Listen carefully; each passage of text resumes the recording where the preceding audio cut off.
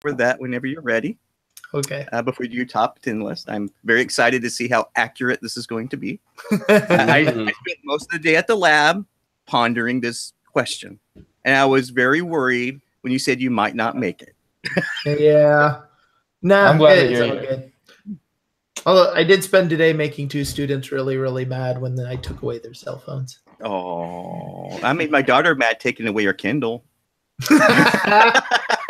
No, you can't read, kid. It's probably because she wasn't reading on it. No, she has like this role play group she does. And she's like, "Do you have you done your homework?" Yeah. I'm like, nah, I know that. Yeah, no, it's going away. Mm-hmm. I always like the ones that are like, well, no, because I've been subbing for one of our teachers twice, and these 2 students were like, no, she totally lets us keep it on our desk as long as we don't touch it. So I'm like, all right, we'll let this slide because I'm gonna give you enough rope to hang yourself. Yeah. So then I went and talked to the teacher's aide that was in there, and came back the next day. And I'm like, yeah, put your phones in the bin next to the door. And by the way, the 2 people that lied to me yesterday just got minor reports sent to the office. Nice. Can't you get? I don't know. I'm old school, but can't you just send them to detention, or is that like completely done now? Oh, Andy does that. Yeah. Okay. Well, they're trying a new system-y thing, and I don't know. It's weird. But Okay. no, I just had fun being like, yeah, I sent minor reports. And remember 2 things here, children. I might be subbing, but I'm not a sub. I work in this district, and teachers talk to each other. Oh, wow. I got an alert on my... It's okay. I did that when I subbed a high school class once, and it was a kid I had as a middle schooler, and he's just like, "You're just enjoying being on a power trip, aren't you?" I'm like, "Yeah, pretty much. Go to the office." Nice. Are we all coming in okay? Can we do a quick lag check here? I'll take 1, Andy 2, TC 3. Just keep cycling through. 1, 2, Drace. 4, 5. 6. I think we're good. I don't know about you guys, but I think that's contemplated just like waiting longer to screw with you, but oh, come on, Andy. Or you can do it backwards. 1, 2, 1. Good. 1, 2, Okay. 6. Oh my God, Joe, you're lagging so bad. Holy crap! You're lagging Shame on from the me. future. Shame You're on me lagging for from the wanting to future. for wanting to make sure that we were good. Okay. Well, All right, it's well- automatically assumed we're good. It's like the first title in our name, right? Good. Oh no, it gets pretty ugly pretty quick. Okay. Yeah, which Luke is here to join us, TC. Yeah, we just got done talking to Luke on Tuesday, Battle of 5 Armies. Great episode. By the way, TC, had a comment on that one from one of the designers. Wow. So he You did he that, watched Luke? it. He said he thought it was like informative and enjoyable, and he might be a bit biased. Yeah, you might have some stake in that, huh? Yeah. Well, hopefully you heard my comment about being out of print. Maybe they can fix that. Yeah, for sure. It was a great go at it.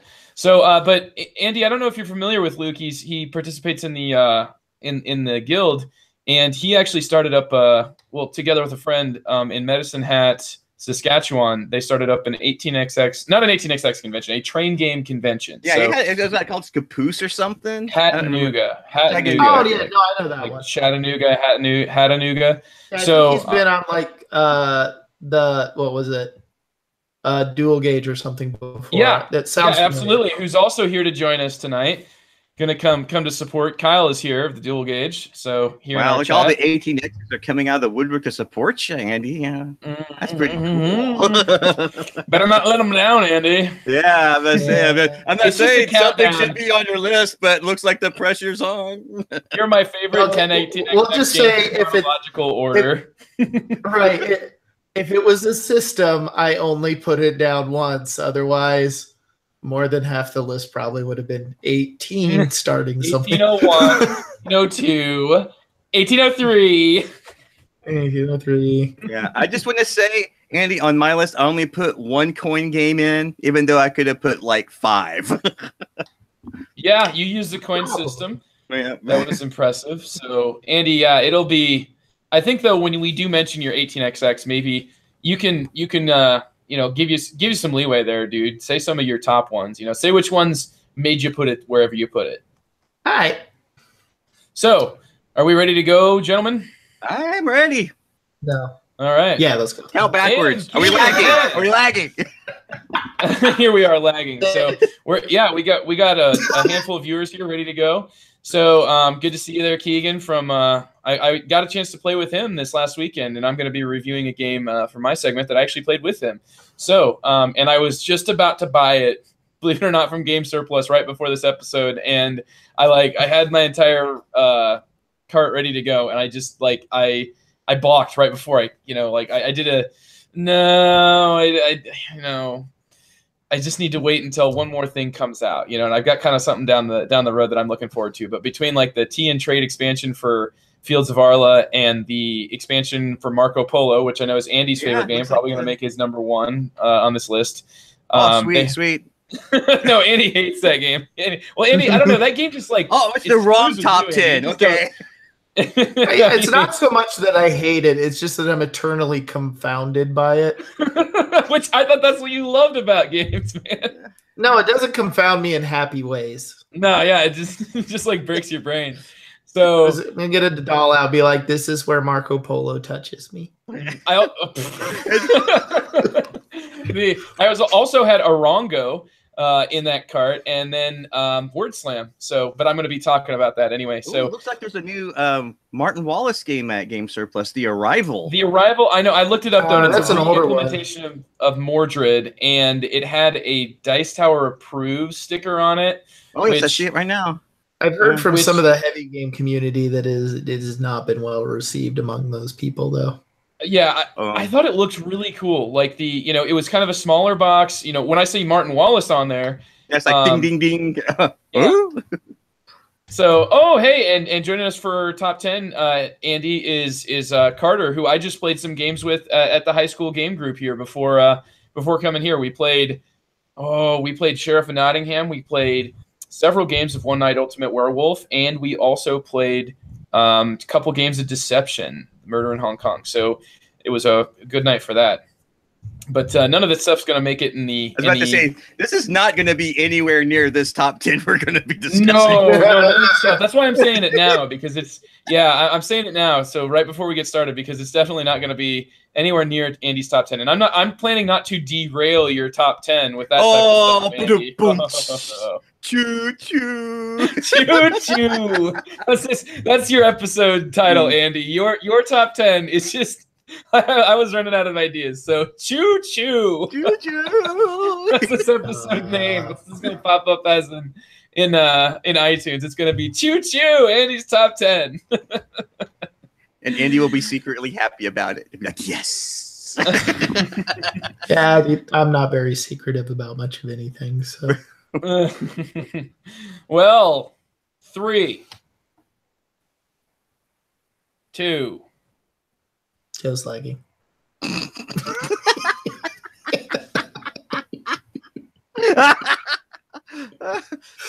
This is going to be a bad night. I can see it right now. Are you kidding me? It's going to be one of those nights that people are like, this is my favorite episode of GBU ever.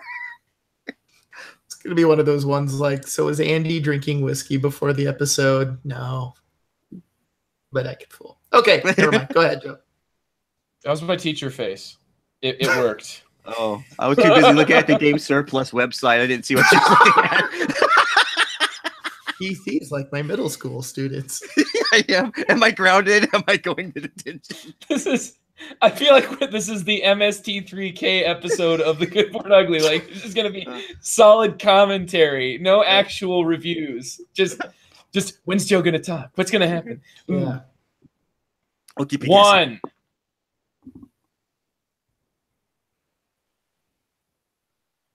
Hello and welcome to The Good, the Board, and the Ugly, a podcast all about board games. I'm the host of The Good, the Board, and the Ugly, Joe Salen, but I'm not that big of a deal tonight. As a matter of fact, I'm not that big of a deal. The big deal is our top 10 list provider, who happens to be riding the rails in this episode, though he has only allowed himself one entry as 18XX. And, of course, if you've listened to The Good, the Board, and the Ugly before, you know who I'm talking about. His name is Andy Dennison. How's it going, Andy? Yeah, pretty good tonight. Not too bad. Tomorrow's Friday. Done with students. All good. what should we be looking forward to? You know, how should we brace ourselves? Oh, for my list. Well, actually, I did compare it to last year's, and there's, I think, a fair amount of difference. There's a few ones that are on there, probably always will be. There's some new ones, and there is in honor of me turning 39 this year, one entry that's I refer to as the Euro old man get off my lawn version, i.e., as long as this exists, I don't see why I should be playing other Euro games all that often. Oh boy. Wow. So you're just going to okay. Thank you for prefacing that. I will know to look forward to it, because it's going to be like ooh, yep. Well, either we could talk about that and spend all night here, or we could move on. And wanting us to move on there is my co-host for the night, as we have our special guest, Andy, and he's over there, looks like drinking his coffee, wearing a Hawaiian shirt out there where it's apparently not frozen still. How's it going, TC? It's going great. Today is my Friday. I have a 3-day weekend coming, so I am very lucid. I'm very happy, and I'm going with the train thing. You know, hopefully we can throw this off the rails a little bit. That's gonna be TC's job. It always seems to happen when me and Andy is on. You know, I don't know. We have this weird chemistry. We just want to just I don't know. It's odd. It's awesome. You want to say derail? I know you did. You want to say derail? It's just all gonna be rails and chugga. Yeah. Yeah, I enjoy that. That's why when telemarketers call and they're like, "Are you interested in a new credit card?" I'm like, "Yes, but does it come with a sandwich?" Could you get me the sandwich? Did I get you off your script? Did I? Yeah. So we're going to be getting to Andy's top 10, and if it's your first time joining us, welcome. Check out the Good, the Bored, and the Ugly on our Board Game Geek Guild. That's boardgamegeek.com/guild/2173. There is where I post all the live recordings, and also subscribe to us on YouTube. Check out all of our different things, though. We've got at Good Board Ugly is my Twitter handle, so please follow that to be able to be updated with games we're playing and just all kinds of different discussion. You'll may even see a little taste of like some precursors to episodes. Like we had just in case this top 10 list didn't work out for today, we were going to talk about epic games, because that was like was like a big old Twitter battle we had. So man, I lost. I just saw the end of that one. I'm like, oh, what? I checked the things like 52. I'm like, oh, I missed something here. I got to see what this is. It was an epic discussion. It was an epic IM battle of about whether or not you could use the word epic. So also follow Andy for his special his list tonight. He's at Denison Science. We got TC, who's at Tattered Board. And, maybe we're trying to figure out what's going on with that. Yeah, we'll see. Just also follow the Longview Podcast. Me and TC do that at Longview Podcast, just in case. You know, who knows what's going to happen. Maybe no one wants to follow me. Don't bother with me. I'm just here. You may notice that we're down a man tonight, and that is because of the crud that is going around. All this influenza going on. By the way, everybody who has influenza, maybe you're listening to this in your recovery. Make sure to drink fluids, hot and cold. Make sure to get your throat coated. Tea, honey, and lemon, as my mom always says. And get healthy. Get back to being able to get out there and game. And don't game if you're sick, flu, man. Don't get other people sick. So please get back. If you're the one in the area that's really weird, that's like infecting people's inner ear. Oh yes. My daughter had that. Missed like a week. It's like she literally fell down 6 times trying to get from the couch to the bathroom. Like just that bad of balance because of the balance centers are in your ear. Oh my goodness, man. Well, I'm so sorry to hear that, and hopefully Anna's feeling better. She got back to school this week, so. Okay. All right. Good to hear, man. That sucks. Oh, it was really bad. Yeah. As an educator, my list of students in need of makeup work is ridiculous right now. Yeah, it's a lot. Like I think yesterday was like the first day that I had all of my students in one of my classes. We had like a pretty decent run at state basketball for our girls team. And so that took a lot of people out. We had like an FFA convention. And then, of course, there's just been people dropping like flies from sickness. So same thing here, Andy. Yeah, at one point we were actually worried whether there would be enough teachers to actually have a school day. You're going to cancel school for the flu epidemic? Yeah, like everyone's. We don't have that many subs like in central Iowa. So. Oh yeah, and it's tough to find them. Maybe they'll end up coming out with like a expansion to Pandemic that's like, you know, the seasonal flu that somehow captures that seasonal flu and the way, flu shots and strands and all that crap. So my mom and dad were actually afflicted by what they believe was the flu over this last weekend. So they had the exact same. Well, I don't want to say the exact same thing that Trent's suffering from. So Trent Ham, normally one of our cohorts here, is down, and like I can count on one hand the amount of episodes that Trent has missed. So it's something pretty bad, and hopefully he gets to feeling better it's not sickness that kept Trent out. He like did some bad kung fu crap on someone that practiced tonight. And he there's like some ooh. He messed him up, huh? Yeah, like he zigged when he should have zagged, and it went down. We all know how Trent falls. Yeah. Oh boy. Well, anyway, hopefully Trent gets to feeling better. And we're ready for an epic list, Andy. Epic list. Yeah, the epic list. We're gonna drop it.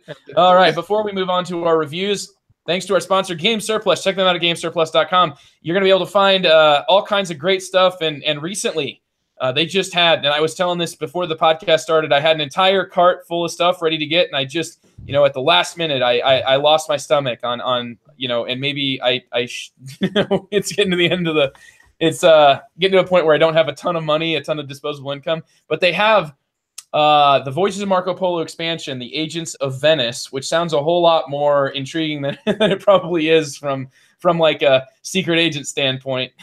And then they also had the expansion to Fields of Arla, just showing up there. And anyway, check out their stuff, and their Good Board Ugly picks are going to get you 10% off if you go in with that code Good Board Ugly picks in your checkout.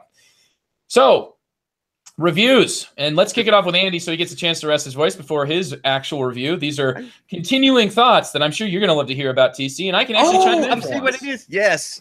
I'm going to chime in. Yes. Please, actually, Andy, I'm going to save this one because it might be somewhere. Already? Uh-oh.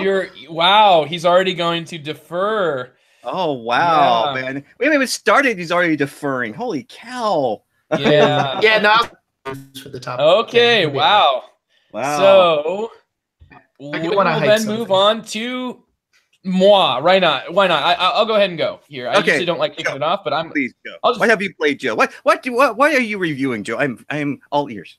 Well, thank you so much for asking, TC. I actually played a game that is by the designers of Village, Inca and Marcus Brand. Oh, I love those designers. They are like husband-wife team. Yeah. Rogers of the Ganges.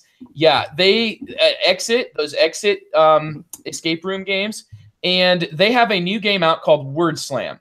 And Word Slam is a team game, and if I could compare it in just a second, if I just had one phrase to compare it to people who've played all of the games out there, I would say picture Codenames meets Pictomania.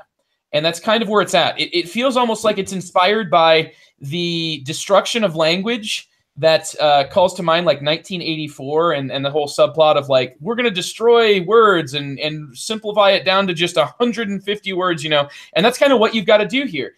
There will be two teams, and each team has to be composed of at least like two people. There are 3-player rules, but they're kind of special, kind of like Codenames. But each team will have a captain. They will draw a card off a deck, and these decks are kind of separated, kind of like Pictomania, where you've got like your easy intro deck, your easy deck, your intermediate deck, and your advanced deck. And you'll draw a card. There's 6 options on that card. You roll a die to determine which one of those 6 options are the specific word that you are going to be trying to get your teammates to say.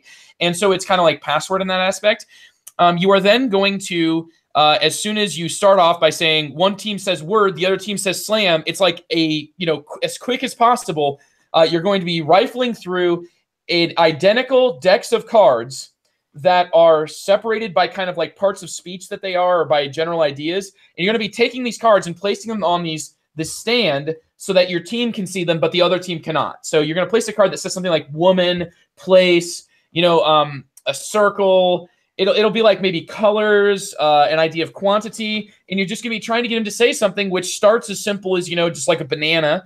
And you're gonna be just throwing these cards up there as quick as you can. You can reorder them. You can really do whatever you want, as long as your communication as a team leader to your team is only composed of either putting a card out or pointing to a card. You cannot actually you can't do anything else. You can't be like, you can just point, or put a new card out and rearrange what you've got and then find new cards. So it is absolutely an adrenaline rush. Feels very much like Time's Up, where you're trying to get, trying to get your teammate to say something password style. But it is very different when you actually have these words that are kind of vague, to be able to hit in different directions.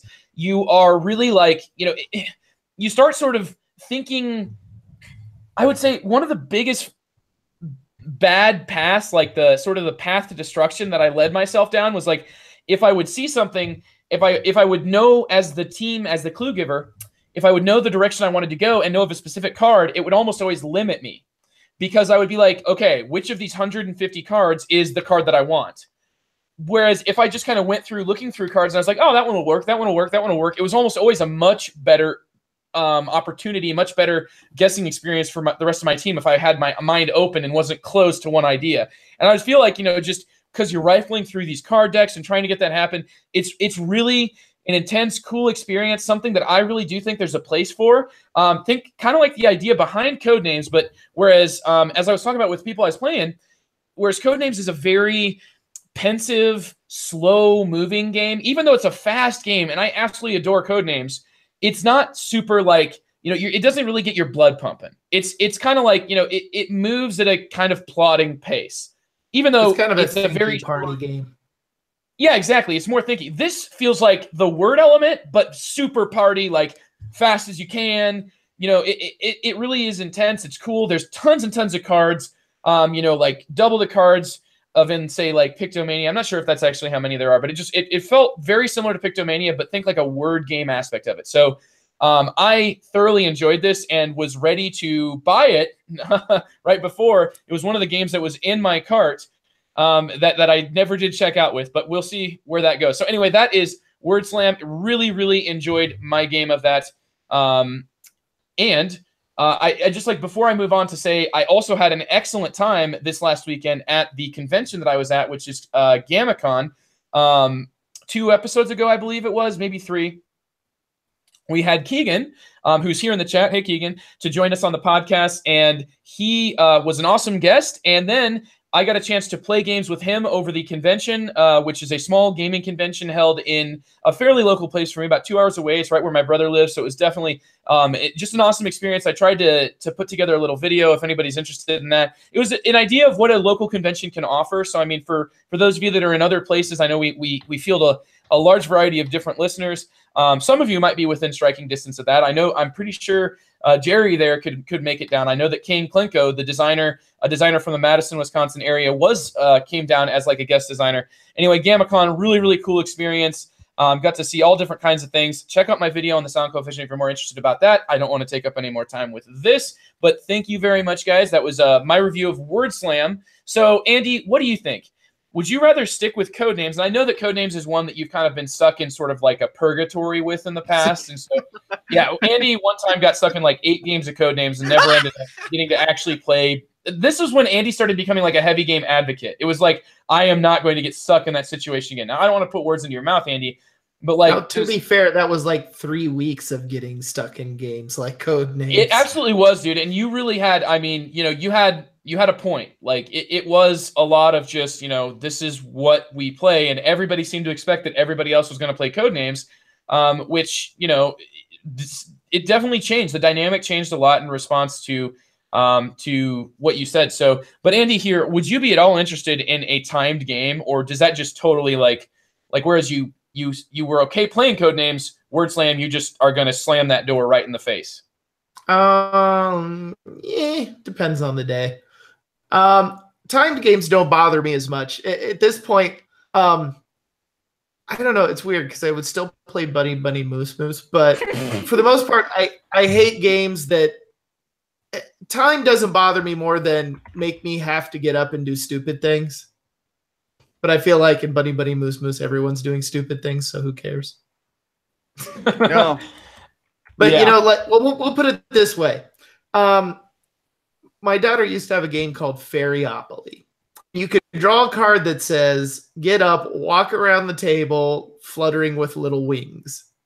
I drew that card. I looked at Emily and just went, "Nah, not doing it." Yeah. Well, are you going to do that with your family group, though, Andy? My what? Your family.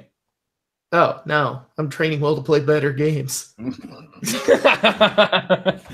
And there you have it.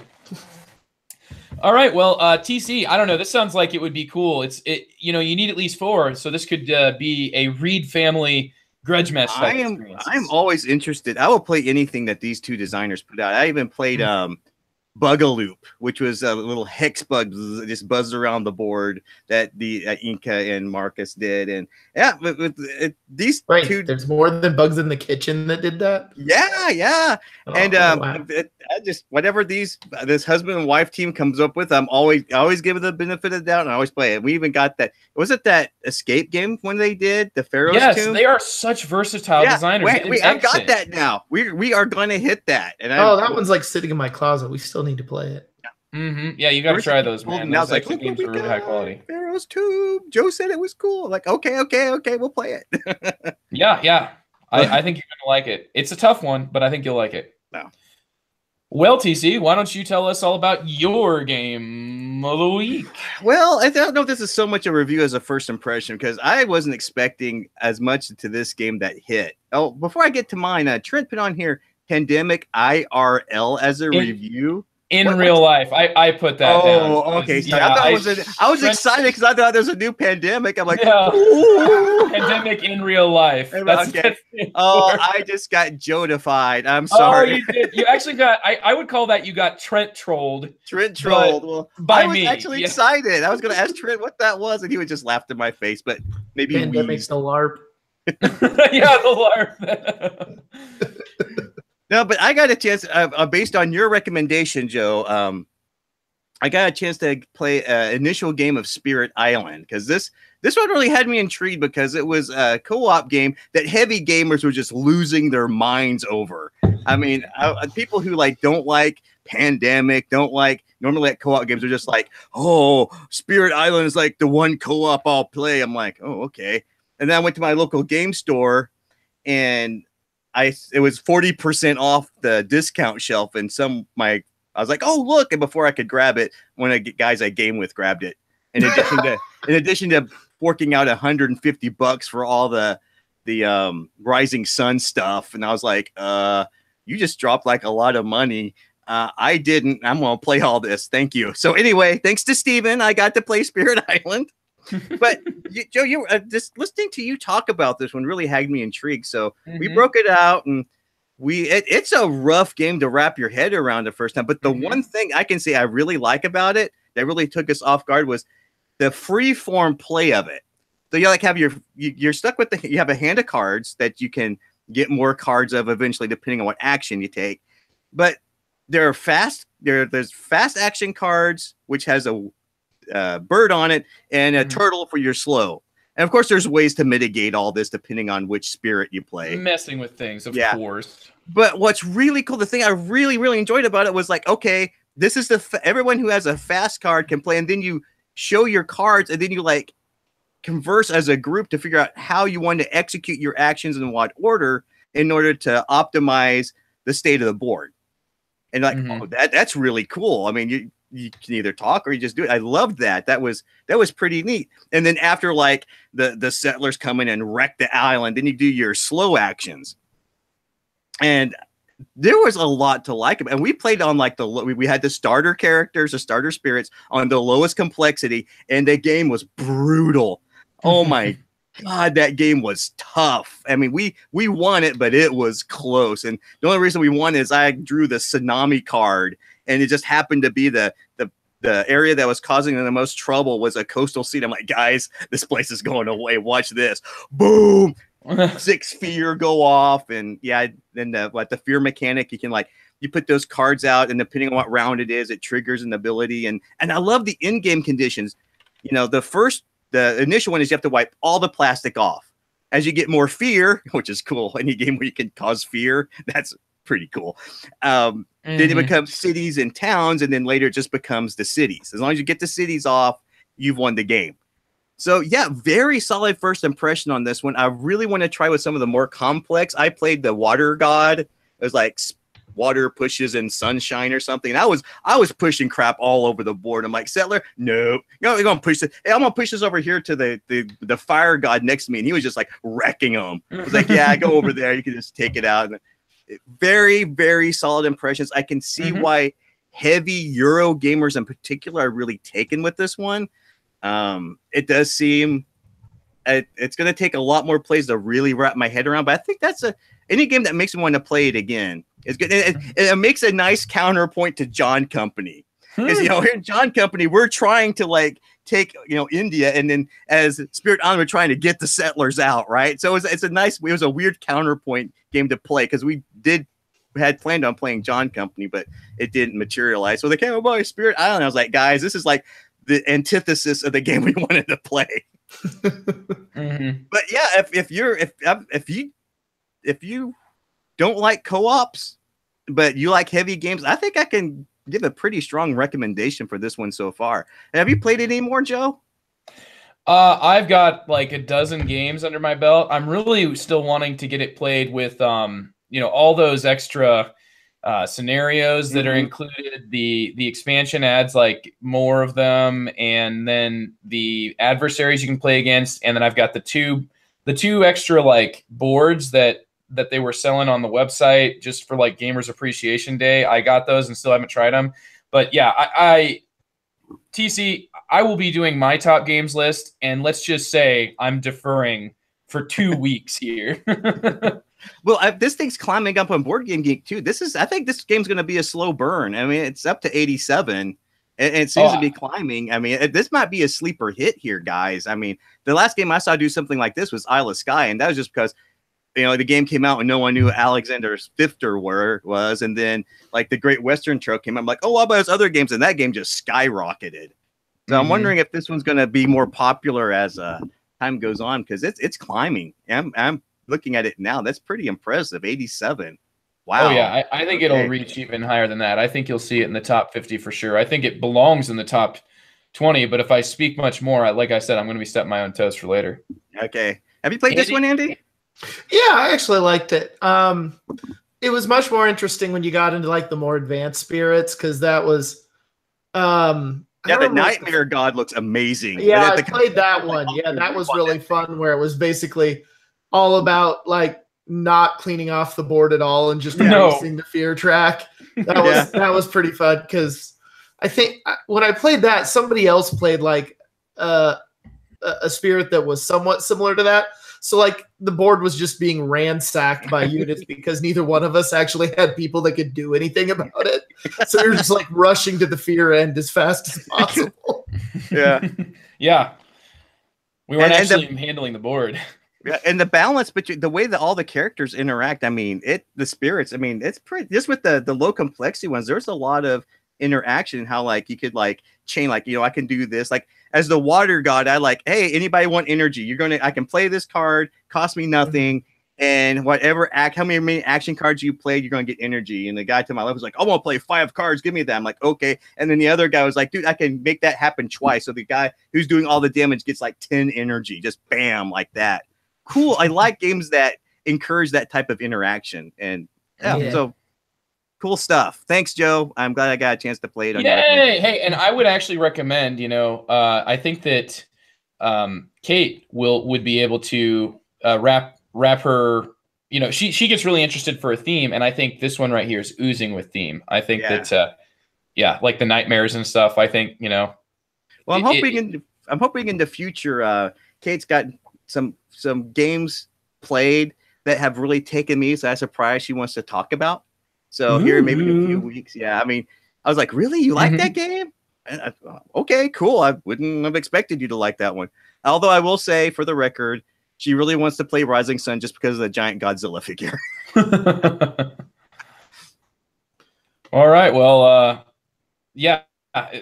we have got a chance to play that one, but yeah, in trying to not get derailed here. That's my job, derailment, right? Spirit Island, yeah. cool. Check it out. Bam. Transition, go. Transition, go. That's what we're going to use here to get Andy's top 10 kicked off. So we're going to get, do a little bit of a track change and a crew change here and let Andy talk all about his favorite games, starting with Andy. I think you've already kind of prefaced, but we're going to start. Did you have 10 or did you have any? I have my predictions. I have my predictions for Andy's top 10 list I'd like to do. Ooh. Okay. Do you have any predictions, Joe? I mean, this is it. This is our chance to show our listeners how well we know Andy. I have one particular prediction. I need five. to guess like over under, like how high it is. I think that 18XX is going to be Andy's number 2. That'll be the only thing that I will say. So TC, go ahead. Okay, I have 5. Number 1 is there will be a train game in the top 5. I'm calling it. It has to be in the top 5. Okay, these are kind of generic, but they get better. Okay. Let's make a prediction. There will be a Splotter game in the top 10. Oh, that week. Okay. Sure, dude. See, I know him. Number 3. None of the games will be in the top 100 on BGG. I'm calling that now. All the games on Andy's list will not even come close to being in the top 100. All right. Okay. Yeah, I think that's an interesting. I think that's a bold prediction, and I like it. Okay. I got more bold ones. I can see that. Okay. Okay. Number 4. All the games will be heavy enough to crush a small mammal. I hear that Andy's teaching style also is. Yeah, I threw that in there because I know he's a science teacher, so that had to go in there. Yeah. That's awesome. I love that one. I think you're right, TC. There's some really insightful ones there. I think that. I really think, puzzling over it, is any of Andy's top 10 going to be in the top 100 on Board Game Geek? And at least one of them is going to be completely handmade from scratch. Has to be. If it's not, I am my top really 10 game disappointed. is my game I designed. No. Oh boy, yeah. If I don't hear a game on here, Andy, that you use a laser printer on to make components for, I am going to be hurt on a very personal level. Do player aids count? Because I've done that for almost every game. You've done it for every game. Oh, yeah, pretty much. Well, Andy, you have the floor, sir. And I have Board Game Geek up so I can check if the game's in the top 100 or not. All right. All aboard. Okay. All aboard. Yeah, and I guess to preface the basic premise of the list, so this is a list of my top 10 favorite games as I would describe it right now. So not necessarily do I think these are the greatest games of all time, but these are the ones like if you were to say, hey, we want to play this, like, or would you play this? There would be like no hesitation. It'd just be like, yes, I will play this. And there is only 10 because I know how to follow my own self-imposed rules. Well, some of us are done imposing the rules then. Yeah. I only did 11 because I didn't know where to put the runner-up. But anyway, you have to listen to that one later. Oh no, that was not you. Just barely got stuck there, TC. That was a flip. That one was right for me. Don't worry, man. I'm right. You are right, Andy. You are right. Yep. But no, these are not necessarily the 10 best games of all time. Although, if these listed, whatever. It's good stuff. So anyway, we'll start off with a good stuff list. All right. Good stuff list. Good stuff. We'll start off with number 10. I will say rocket dice anymore, Andy? What? Oh no, those are not on it. Call it. Yeah. Anyway, number 10, PAX Renaissance. So this is kind of my entry from Phil Eklund games, because in my mind this is probably the heaviest of the PAX games. And when I thought of this list, I also mostly thought of games I would enjoy playing with people. So I didn't really include like games I would mostly play solo on it. And the sort of what I call the science line of his games that are much more dice and probability based. Those are games I would mostly play solo. So the PAX Renaissance would be the one I really want to explore more. I think there's way more depth in that one than I've even begun to scratch out of it. And it does break one of TC's predictions because it is a small box and would not crush a small mammal. That rule book might fry your brain. It's really intriguing, that's for sure. It's actually fairly well written, though it's still really hard to learn. Yeah. I'm interested, though, Andy. I don't know. I guess when you explained it, it all made sense. I suppose the only one I thought might have been competing for this was Pax Pamir, and I didn't know that it would be clear down at number 10. But I get it. After what you said, it all makes sense. This is in Pax 687. Renaissance, that it does have the potential to move up. I just haven't played it as much as I would like. Sure. So if anybody's taking notes here, this is actually going to be the list of the top 10 games that Andy's name is in the rule book of. You're in the rule book on this one? Yeah, under playtesters. I like this game quite a bit. I played it 3 times, but man, it's just one of those games where like I need to play it more. I need to just to wrap my head around it. But I do like what it's doing, and I have to agree with you, Andy. Of all the PAX games, I am still very partial to PAX Porfiriana. Yeah. But this gives it a run for its money. I do like PAX Renaissance quite a bit. Yeah, and I would probably put like if I were to. Oh, I don't know. I don't know if I'd put Porfiriana and say a top 20, but Pax Pamir for sure. That's probably my favorite so far, especially when you can get like, because there's like East and West card regions. What's really great is when you can get like a card that lets you like execute other people's card, and it's like the East. And you just look at everybody and start grinning. Yeah. My particular favorite thing is when Jewish pirates come out. That's pretty cool. But yeah, no, I picked this one up as it came out. I bought the expansion when it came out, so it's all sitting in a nice little box. I printed off some player aids to make it as simple as possible. Possible is a relative word there. Simple is a relative word. Yeah, we had a gamer who made player aids for this one. They helped tremendously. Oh yeah, it's crazy. But anyway, so yeah, that's my actually only Phil Eklund game on the list. All right, so. is that actually your number 10, or are you doing this countdown style? Is that how you did that's it? Or my is number this 10. Yeah, I'm going 10 to 1. This one is ranked 687, so we're well within the 100 here. So we're good. We're good. I actually think I've got at least one or two that would be in the top 100, but we'll see how that goes. We'll see. Ooh. All right. Well, Andy, number 9, John Company. Ooh. Wow, already.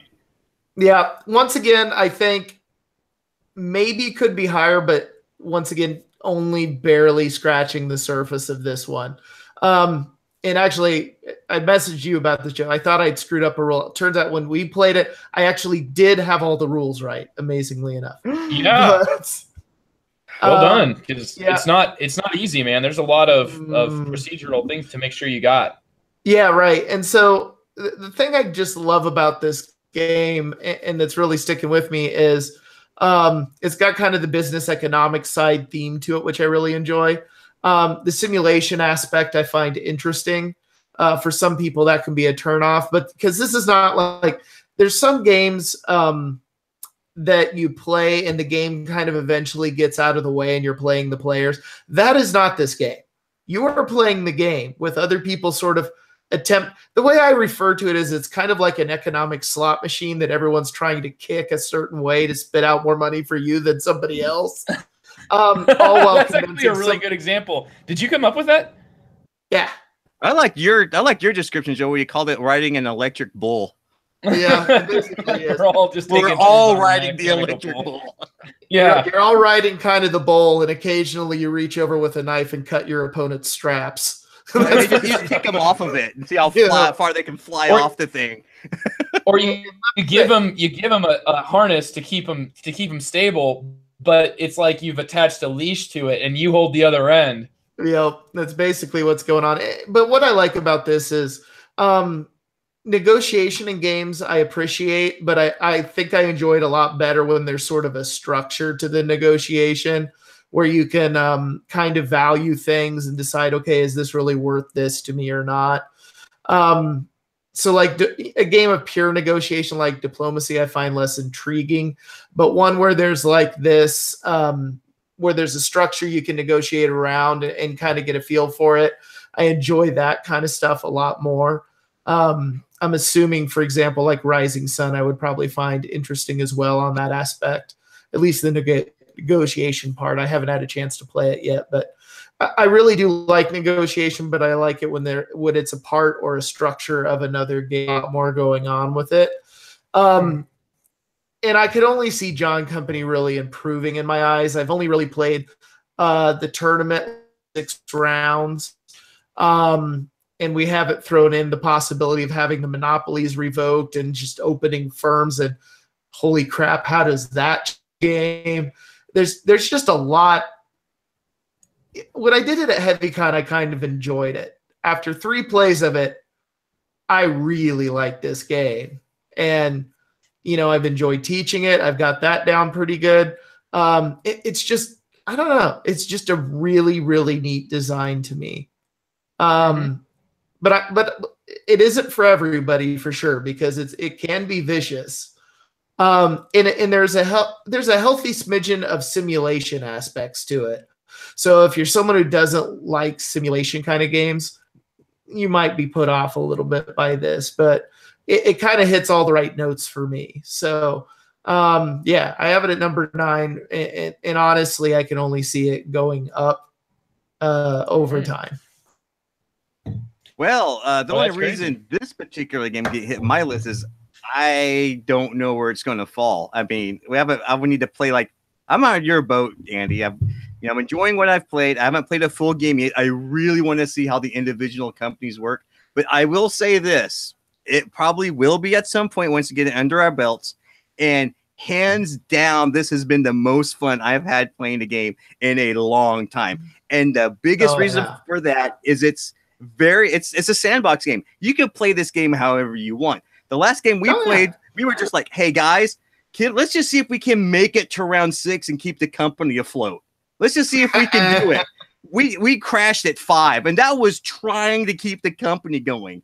You can play this thing however you want. You can be vicious. You can do things. You can kick people, or you can just, I mean, yeah. And there has not been a game of this in the I've played 3 or 4 times that we have not just laughed our rear end off on this thing. There's nothing like going, okay, I'm going to buy these dice. Okay, I've got 6. That's like a 92% probability. And the guy who owned the presidency to my right just failed because he rolled 3s, 4s, and 5s and 6. I got to save the company. I'm going to do it. I'm rolling 6 dice, and they're all 5s and 6s. Guess what? Not only did I fail, I just got kicked out of being president. The company made no money. Now we're all in bailout mode. Nobody wants to run this thing anymore. The ship's going down. We're scrambling to just climb off of each other just to get the air at the top to see you could at least win it.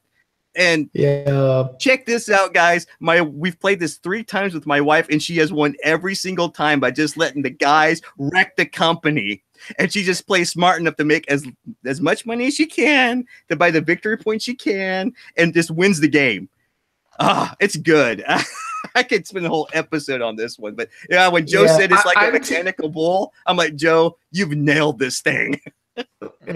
No, there's been 2 out of the 3 games I've played where I've ended up with at least 2 executive offices when the company fails. Oh, yeah. We had Steven pulled that off. He's like, he lost all his victory points off that. I think my highest score so far is something like 3. I have like a 3, a 0 for the negatives. Yeah, and that's the thing. Is like if playing this game, if you come up with any victory points, it sounds like a small victory in of itself, right? No, you may have gotten 4, but I got 2. At least I'm in the green, right? Yay! Yeah. No, the second game is insane because we have the random setup where you roll dice to see where all your cubes go.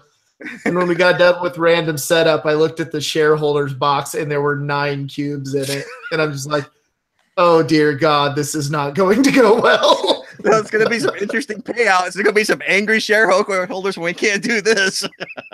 We actually decided it would have been much better if we could have somehow like caused a bailout initially to that area out. No, but I really like it. And yeah, I want to see what it's like over 10 turns and with the possibility of the monopoly dying. And yeah, there's just different scenarios and all kinds of neat stuff with it.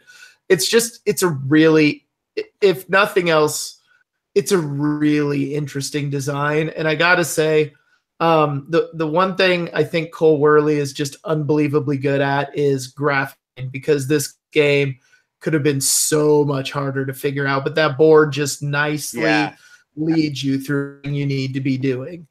Yeah. The graphic design on that's pretty amazing, considering he did that. It looks like, from what I can tell, he did the graphic design on it as well. Like, I think he usually does do all his own graphic design. He's really, really good at it. But anyway, so yeah, those are the two Sierra Madre games on my list, the only ones on my list. And remember, if you like what I've said, the advice I give to everybody about a Sierra Madre game: buy it now. Buy it, yeah. Get your hands on. That's my biggest complaint. If you don't get your hands on John Company right now, you're not going to. So get it. Well, and here's the other thing I tell people. I'm like, here's the thing: if you hate it, sell it in 4 months when it's 4 times its worth on the marketplace.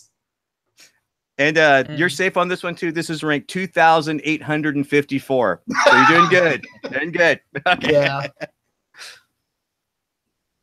All right. Okay, Well, so now we're moving on up to number 8. number 8 is what I refer to as my old man Euro, i.e., when somebody's like, here's a new Euro game, I'm like, get off my lawn. I don't need that Euro game. It's got me this one. This one was good enough when I was a kid and we liked it.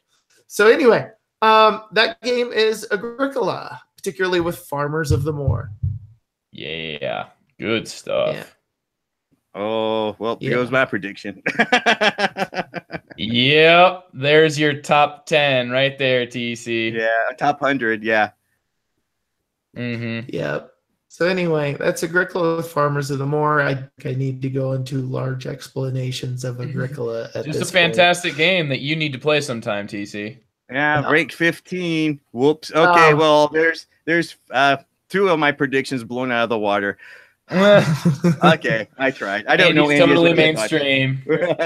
Yeah, that's surprising. No, I'm surprised that this one's on there, but you must have really. It's my go-to. Like any Euro game, this is the one I sort of like measure them all against in my head. Is would I rather have just sat and played Agricola? It's just too good, like man. One of your first Euros you were exposed to? First-ish, I guess.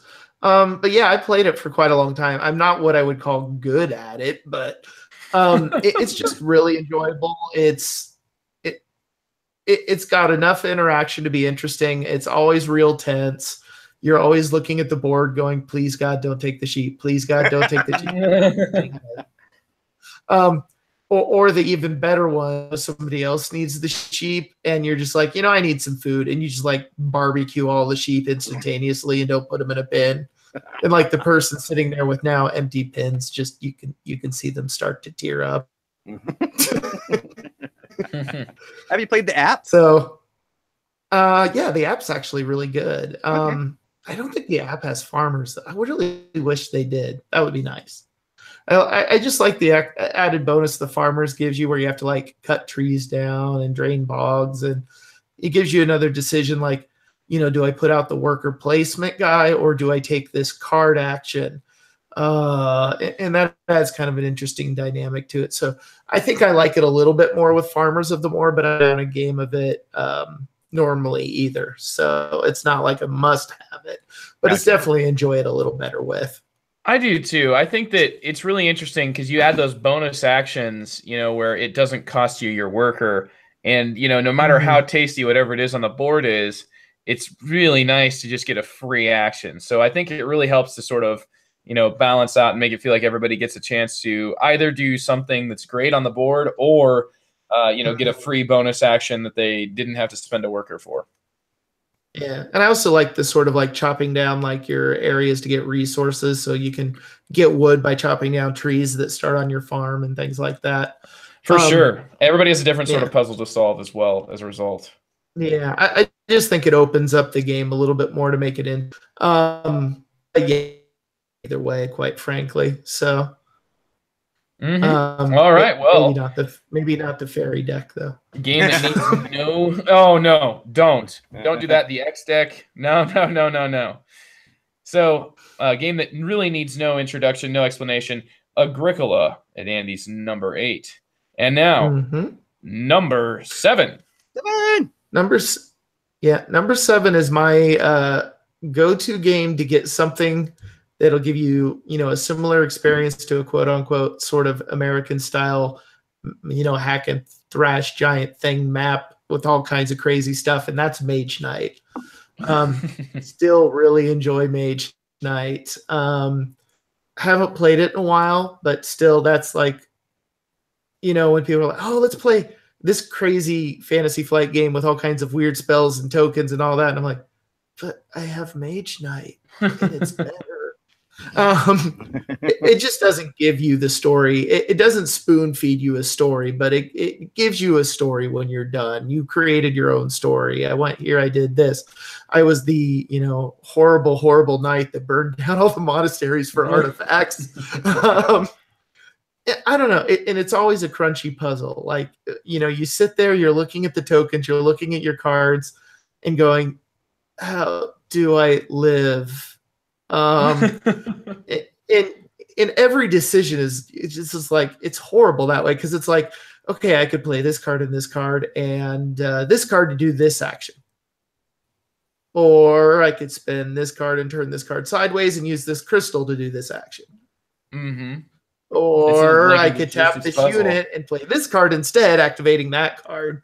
And it's kind of all an efficiency game at that point. But if we're talking like a big old like wizards and monsters and all, this is really my favorite way to go. So this is also one of the first heavy games I ever played. I went from basically playing Settlers of Catan to going, I want more gameplay. I'm going to get a solo game. What's a good solo game? It's a good solo game. Open the box. Oh, look at all this. Open the rule book and go, oh my God, what have I done? Have you ever played Mage Knight, TC? No, but I have played Star Trek Frontiers. Oh, yeah, that's right. That's right. I knew that. I have played Mage Knight a few times, but it's a solid system, and I really need to go back and revisit it now that my kid's on the Vlada Shavaddala rampage with Dungeon Lords. But Andy, do you feel like the expansion's necessary for this one, the Lost Legion? I would say it makes it considerably better. Because what Lost Legion, I think, does for you is it adds in another card for each character. So it adds in just that little bit more like asymmetrical aspect to each character. The thing I really like about Lost Legion is the Volcair, the general. I think that's right. Yeah, Volcair. Yeah, playing against him is so much more fun than just having to storm 2 castles in like a co-op game. Because he just paging around the map, and your moves start becoming, where do I need to go? Can I really risk being that close to Volcair? Because if he draws like a red card, I'm screwed. And you can kind of push your luck with that. And I don't know, I just feel it feels more, quote unquote epic or whatever to take down Volcair compared to raiding in the castles.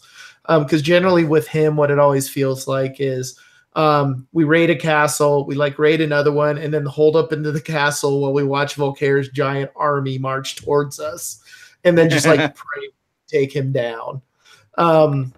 So I would say you could play it without it, and it's fine and it's good. And I've played several times that way and enjoyed it. But I think if you can find Lost Legion, that definitely ups the game's level tremendously. It also just balanced a few things. There are a few cards that were too powerful and not powerful enough, and it did kind of help with that. Like on the long term, because otherwise you just sit there praying that you get the broken artifacts. The ones that just are so powerful that there's nothing you could. Yeah, but I think that improves it. But as far as the other expansions, Krang and oh god, I don't remember the name of the newest one now. The Druid one. The Druid one. I would say that. Those, Shades of Tesla. Those are nice but unnecessary. But I think they're really well designed. I mean, like if you like the game, you're gonna know that like you're largely getting those expansions because you want another player, character to play as, because they are vastly different.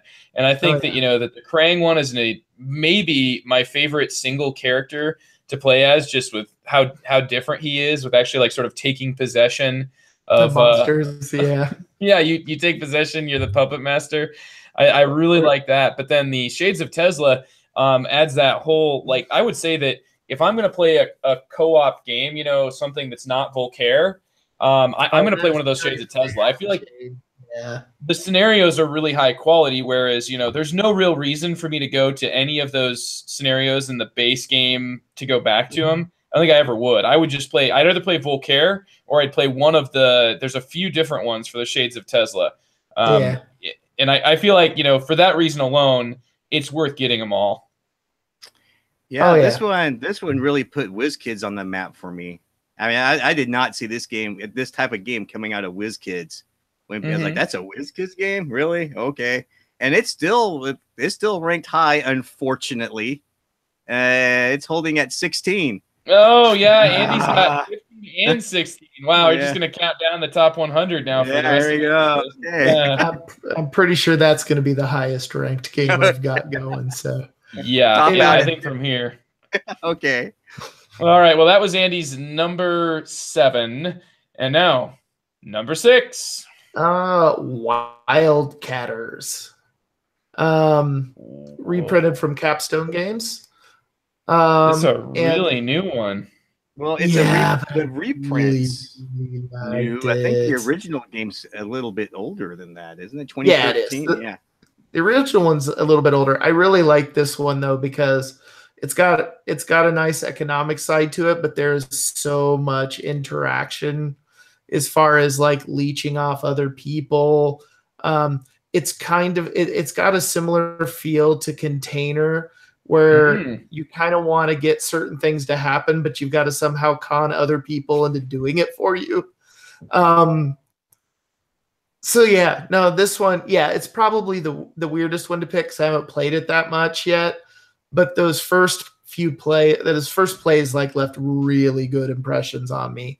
And it's not all that often anymore where because originally I wasn't actually even going to buy this game because I was having to make some cuts here and there.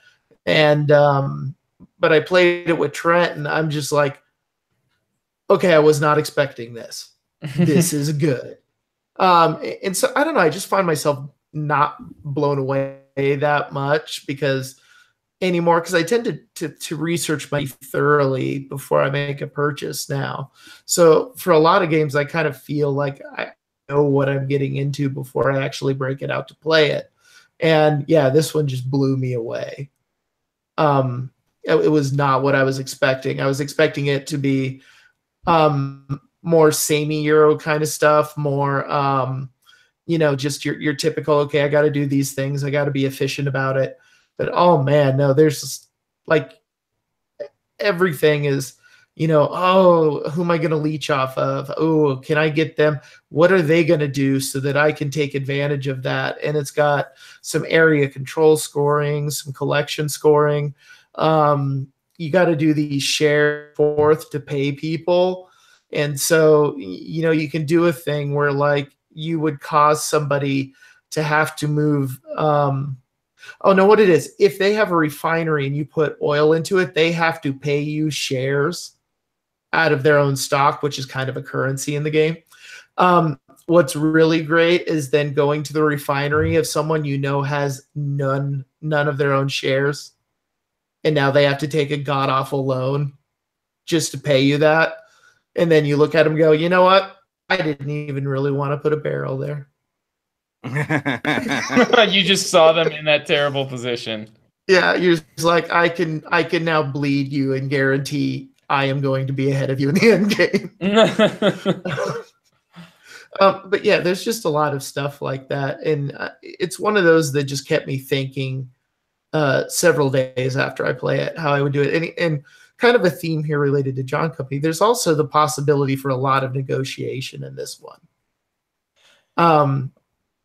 Well, TC, have you got any experience with Wildcatters? I don't. I actually know someone who has a first edition of this thing that we've been meaning to crack out, but we never get around to it. But I was intrigued by this one because I think Heavy Cardboard was one of the first games they were like really hot on. That and what was the other one? That Arkwright and a few others. And that's always been on my radar. We just never got around to it. I have seen the capstone reprint, and it looks really nice. And I've always been curious. I'm real curious what the difference between the two editions are. I know that a little bit. What they change in it is in the original one, they used money. So you had to pay for things out of money. This game has workers, but the workers are just cards. But the big thing they changed was how the scoring worked. Because in the original version, when you would give out these shares to people, there was kind of an area majority scoring for shares. So whoever had the most shares of each company would get so many points, second most, so many points. So it was kind of weird because you could have like your own company and you end up not scoring the majority points for it because you gave out too many shares. They changed that, and now in this one, you buy what's called a consolidation chit. So you have to turn in X number of shares of each type that's in the game.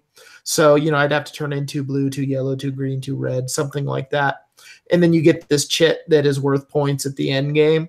So it kind of forces you to run after different colors of shares, trying to diversify a little bit while you're doing it. I don't know enough about him to know if anyone's particularly superior. I think the gist I've heard from the community is that the first edition is just fine. Like there's no reason to necessarily, get rid of it and jump to the capstone one unless you really want to for some reason. But they both play perfectly fine from what I've heard. Okay. Well, I do plan on giving this a shot, and yeah, now I'll probably have to move it up to Q now. Thanks. And this one is in the safe zone, 1,830. So, Andy, have you finally stickered your version? Oh no, I did sticker mine. I stickered mine, and then I took a picture of one of the oil rigs and I posted. I'm like, Clay, I used your stickers. Yeah, you put stickers in the box, and everybody's taking pictures of the game, and nobody had the stickers on Nobody's the pieces. using the stickers. Well, I had put together a block war game or two, so it wasn't really a major impediment to me. If you stickered Fields of Despair, you got your stickering in for the year. That's a lot of stickers on that sucker. Yeah, after doing that with Sekigahara, Fields of Despair, and then I just kind of looked at it like, I know how this works. I sat with the game in my lap, put in a movie on Netflix, started watching and stickering. And go to town. So anyway, so number 6 was Wildcatters. All right, number 5. Top 5. Okay, here we go. Number 5 is my only Splotter game on the list. Indonesia. Definitely my favorite of the Splotter games. Mm-hmm. This one has kind of the most train game feel to it. I know there's some people that don't rate this one as high because of the fiddliness of the operation rounds. I don't personally find them that problematic or tedious. There are people out there that do. I think I came up with a pretty good system for it, so that kind of cuts it down on my end. But yeah, I just like it because of the like I said, the operations almost feel like you're doing an 18xx kind of thing. There's definitely the possibility for some nastiness. Owning all the ship companies and basically setting up a situation where the person has to deliver a rice from one side of the continent to the other so that they actually end up making negative money on that and paying you. That is a beautiful thing. Yes, your rice is actually worth 20. Unfortunately, you owe me 40. Wow, sucks to be you. They just really wanted the rice over there. Or the merger mechanic is especially amusing because you divide the money up among the pieces of the business. So, like, if one person had five, another person had 5, and they start bidding, well, you're going to get half that money you're bidding back. Or somebody else could start bidding on it knowing that they're going to give all of their money away and half goes to each part of the people that contributed to that. So there's kind of this weird redistribution of wealth thing going on through the merger that you have to really take into account.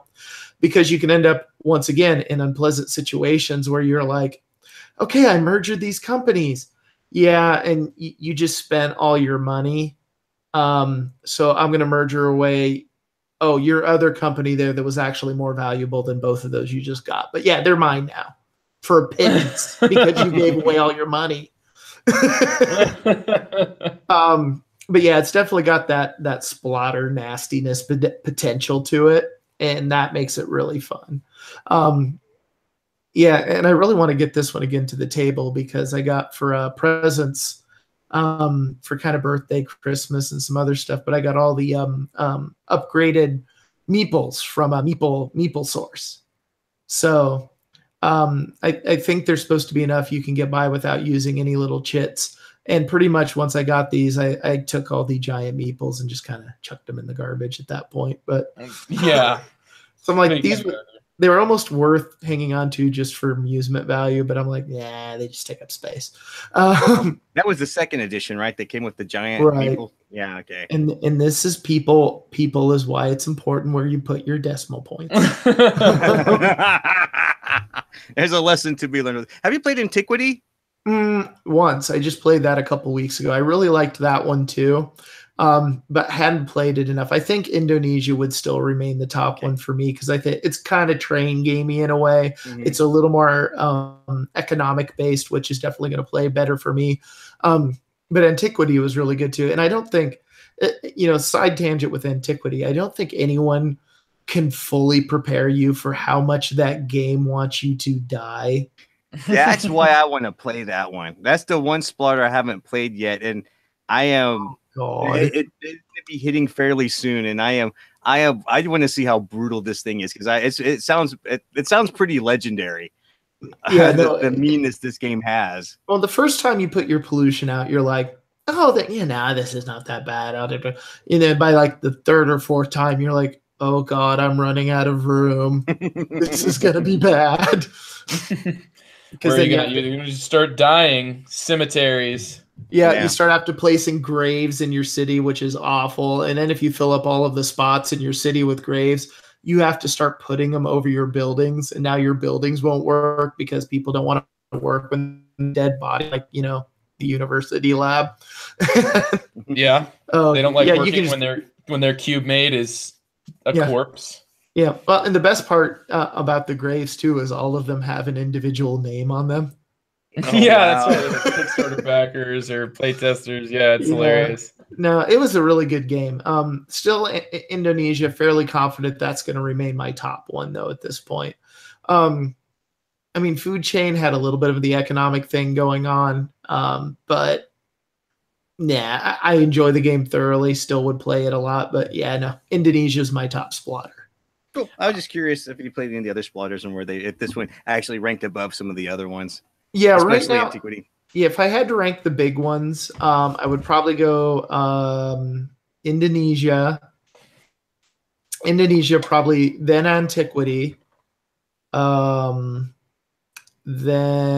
Food Chain, and I don't know. The bottom two would be Roads and Boats and The Great Zimbabwe, but I don't know which one I'd put before the other one. I haven't played. It's hard for me to choose because I played Zimbabwe quite a few times, but it's been a long time since I played Roads and Boats. But yeah, no. But any splatter game is high on my list, period, whether it's in the top 10 or not. They're all pretty much, yeah, I'll play that. Totally, no problem. I am kind of surprised this is the only splatter on your list, Andy. I guess that was a little bit of a spoiler, but I was expecting to see Food Chain maybe on here, and I didn't know that Antiquity was quite as high for you. Yeah, Antiquity's pretty good. I really liked it. I could see a lot of what's there. I would not call myself good at it by any stretch after one play, but no, it's pretty good. But Antiquity might have made it, but that would have taken some more plays. Okay. So crazy to think of how Antiquity influenced so much in the the kind of the conversion of Uwe Rosenberg from the Bean guy with Bonanza to Agricola. It was like that was apparently the game that he just was playing. It gives you an idea of the scope of Splatter, how their games have been around. They've got space between their games like crazy, and they have been around for a good long time. I like the story that they told. They were to one of the last Essens, but it was when they reprinted. I think it was the one they did Indonesia, and they had another game out at the Zimbabwe, Indonesia and Zimbabwe.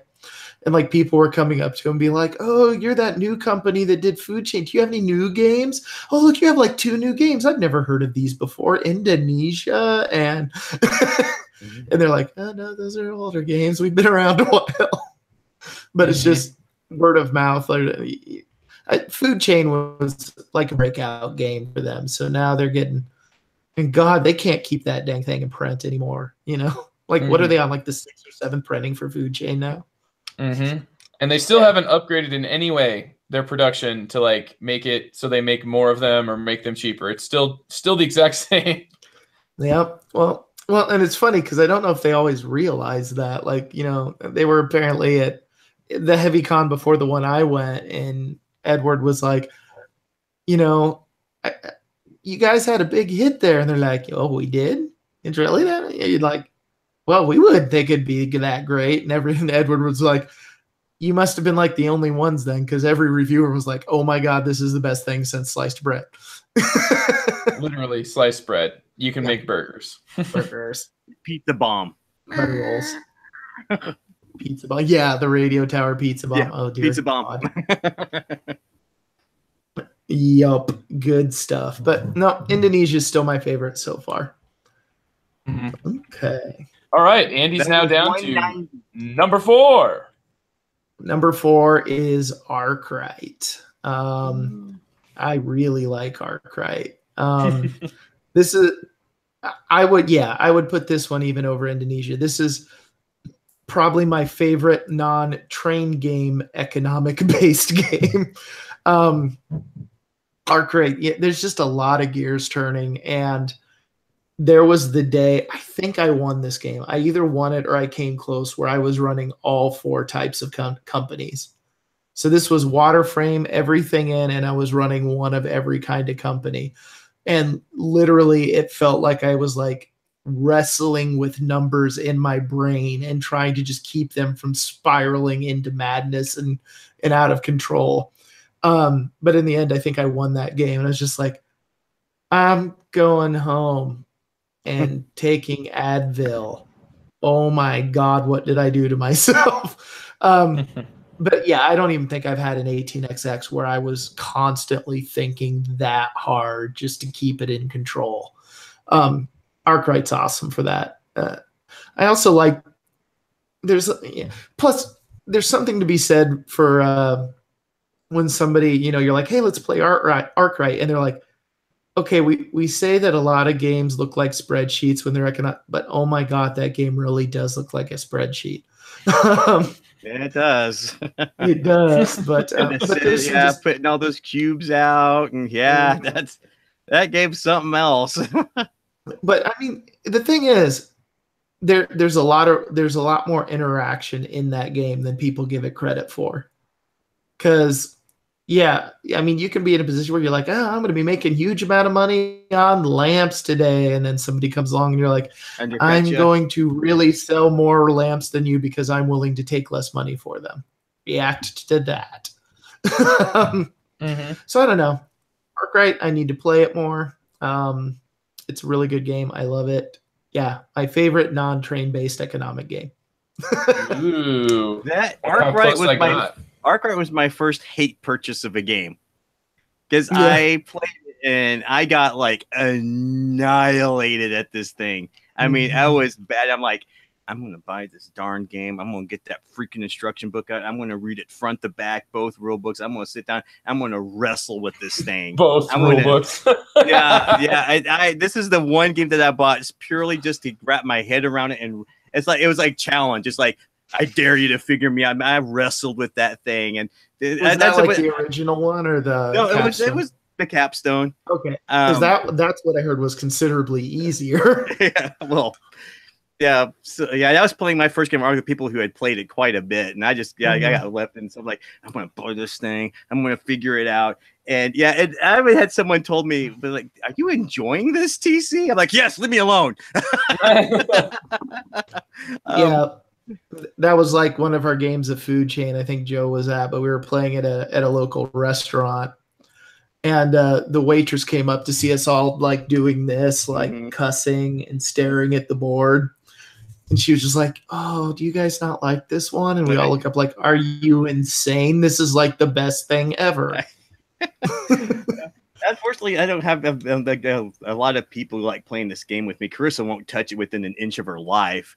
But you know, I keep looking at the broken token, doing insert for it. Someone did an insert for it, and he actually got a spinning Ginny, a little wheel. Yeah, Meeple Realty. Meeple Realty, yeah. It like has a really cool way of putting the cubes out. You just like throw them and they come out, and yeah. I would almost say that insert is necessary for setup. I keep looking. I'm like, oh my god, I need this thing. But it's like more than the game itself. Well, maybe not now, but and just as a free plug, they are coming out with Meeple, like the Meeples for all the factory products. Yeah, which is like so superfluous. But I got to admit, like, because Clay sent out a newsletter this morning. I originally wasn't going to get them. Oh, so they're on the way. I got them. They're done. Well, see, I was thinking like, because you buy something like this from like Meeple sources, it's going to cost you a bit. But Clay's like, hey, $15, no shipping. I'm like, I'd be stupid not to buy. I even ran down that stupid expansion for it that only came out in that Advent calendar. I snagged that off the marketplace. Yeah. I'll probably never even play with it, but I'm like, it's Arkwright, must own.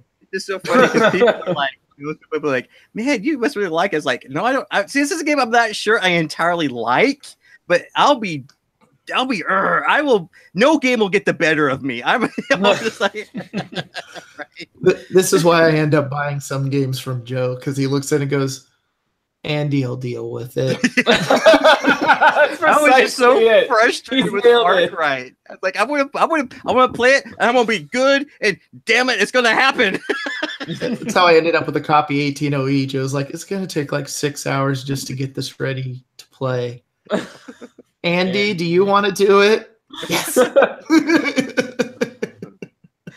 Yeah, I sell you those at cost too. This is what I paid for it. You know, you'd be happy with it.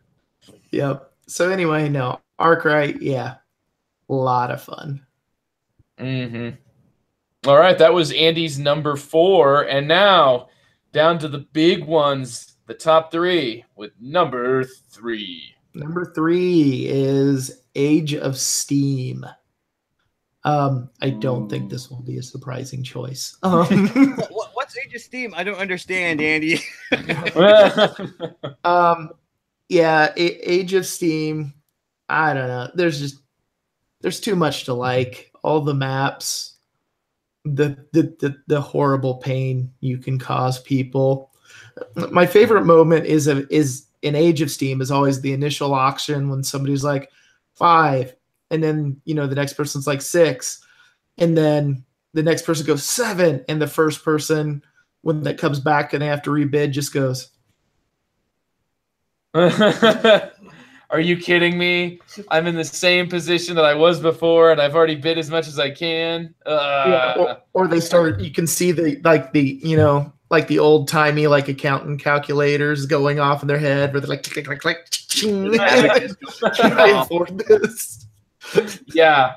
Oh, I love that too. Yeah, I love this game, Andy. Yeah. Age of Steam is so good. Such a classic. And my favorite multiple ways to play this thing. There are like so many maps for this game. The one I really want to play, but I've never had a group with all experienced people, and I do not want to put a new person in on this map, is Taiwan Cube Factory. Taiwan Cube Factory, there's no production. Whenever you deliver goods, you can merge certain colors of goods into other goods that you can then put back out. Oh my goodness, man. That just seems like you'd have to be considering every single route from the beginning of the game to the end of the game. It's like, oh, I need to deliver purples. But to make a purple, I must first deliver a red and a blue cube. And literally the production chart, you do not roll dice for production in Taiwan Cube Factory.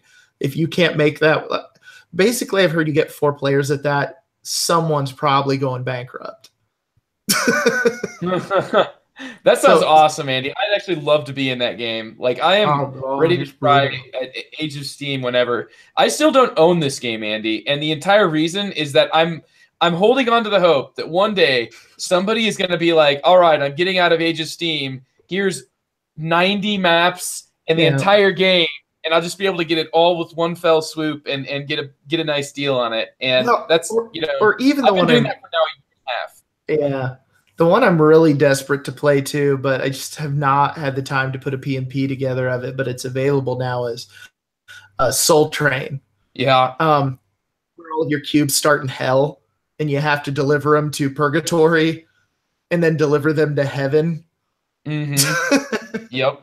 They get some real creative ones. The moon. Yeah. Well, the best part is the one that came with that game is Disco Infernal. I'm just like, okay. They even have, for God's sakes, they have a zombie map. There's even one on the moon. I think there's even one for the sun, if I remember right. Yeah. Well, the moon one's great because you start in the middle and then you have to. The moon is 3-dimensional, so you build out one side of it and like come in from the other side. Yeah, you actually get wrapped. That's awesome. Yep.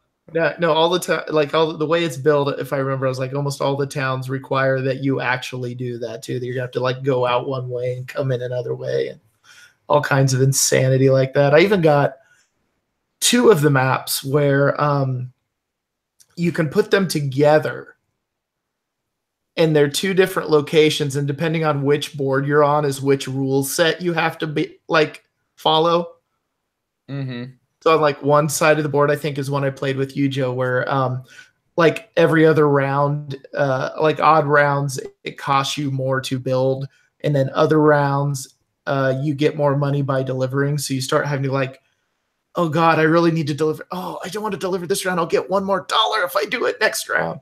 Mm-hmm. But you have to play on that. And then you can like smuggle the cubes across state borders.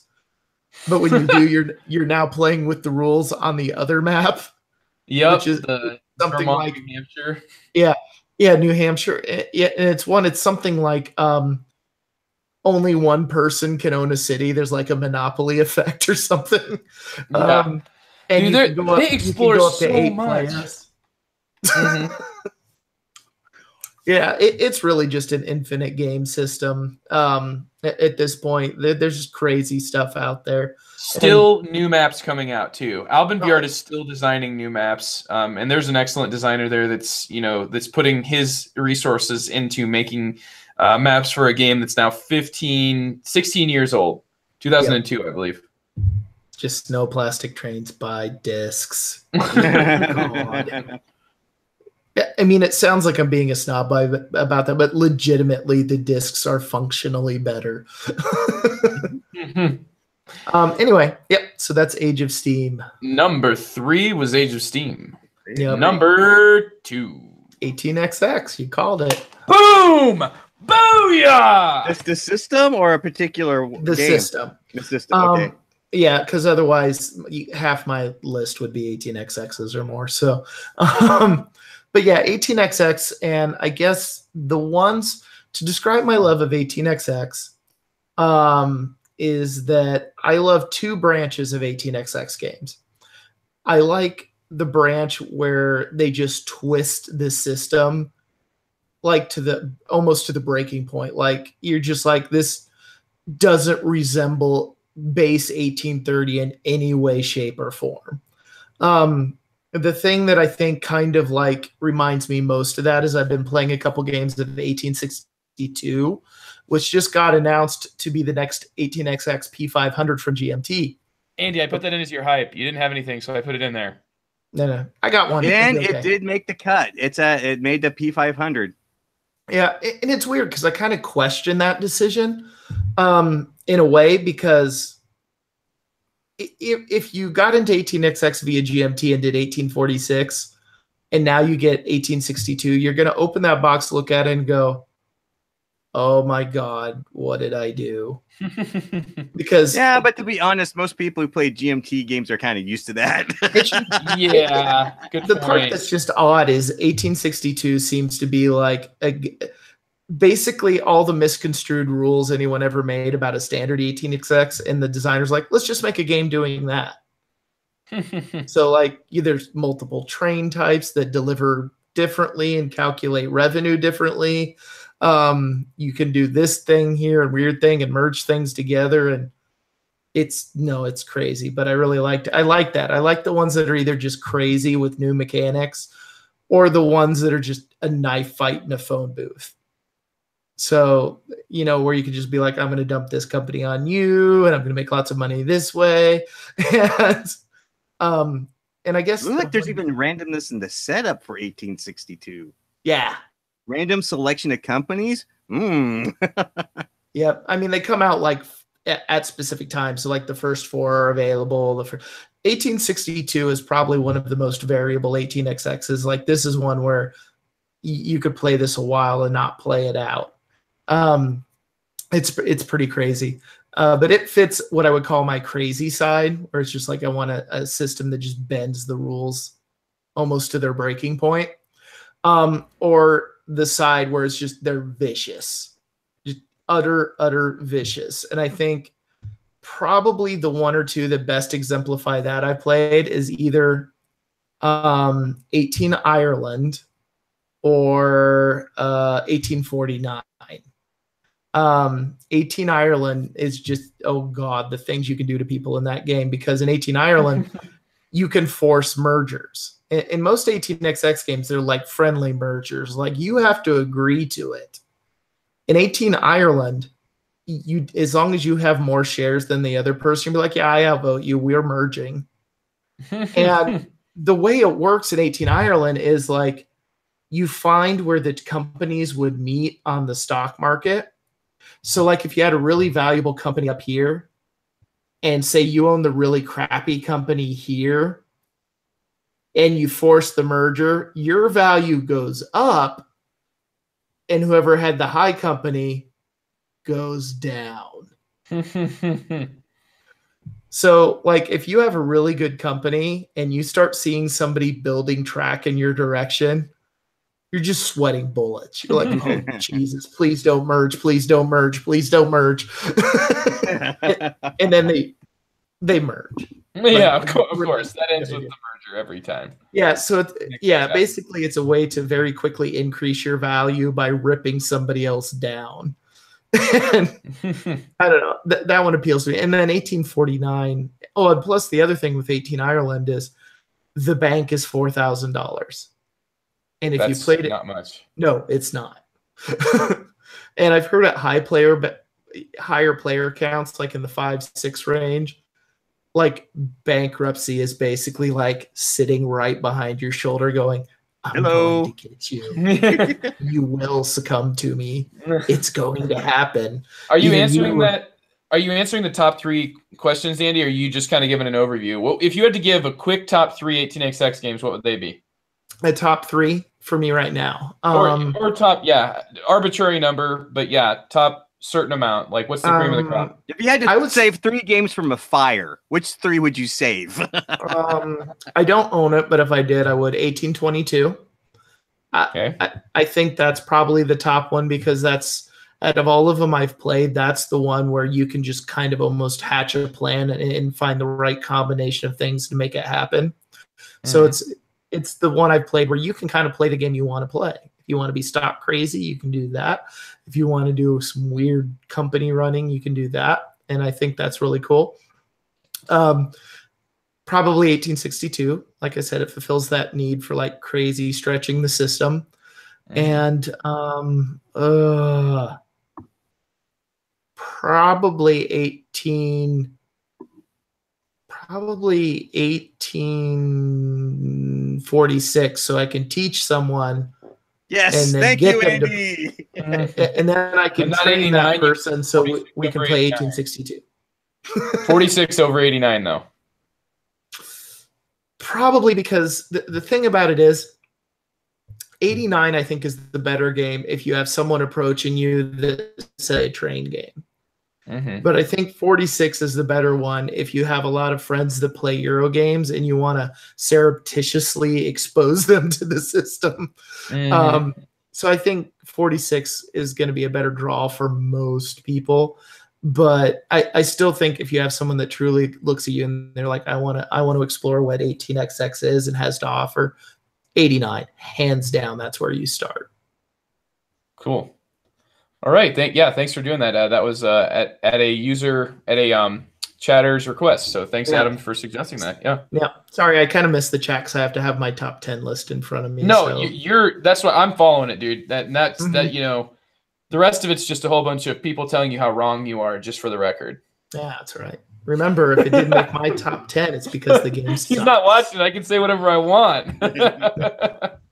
No, it wasn't my rule. I was going to say, and I forgot to. It's like, remember, if the game doesn't make my top 10, then it's crap. Oh, yeah. No, total kidding. crap. Like, Pax Pommier. Ooh, Andy hates it now. No, I'm kidding. I don't do that. All right. So, so number one game, huh? Number one. This is it. The big one. Number one, still Three Kingdoms Redux. Three Kingdoms Redux is my my perfect game. It's a game I can't look at and think this game would be better if nothing. That game is a perfect example of a game in my mind. Yeah. If I have three gamers, this is the game I want to play. I know there's other 3-player games out there like the GMT one. What's that? Churchill. Probably a great game. But if I had three people, I'd be sitting there the whole time going, why aren't we playing Three Kingdoms Redux?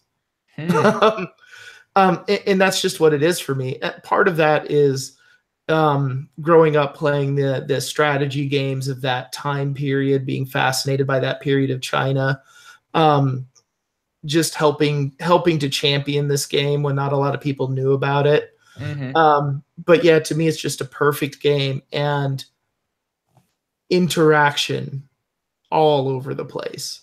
Because it's kind of like worker placement, but also worker placement if you have an auction. And there's asymmetrical sides to play.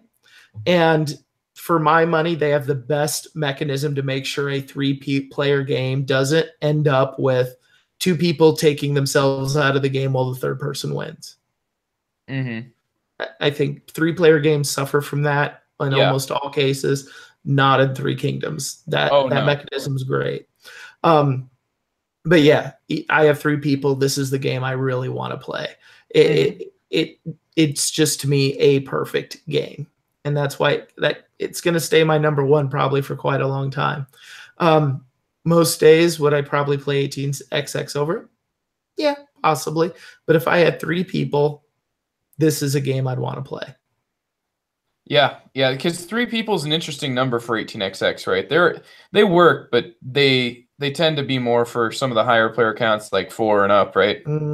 Yeah, especially the financial games. I think the operation games, you can get away with 3 a little better. The only ones that do 3 really well that I know of are 60. I think 49's all right with 3, I've heard.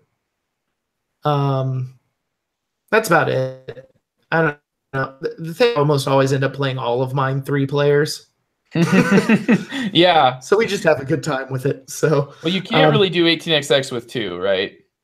The only one I know of, no, there's 2 I know of, and only one that's supposed to be really, really good.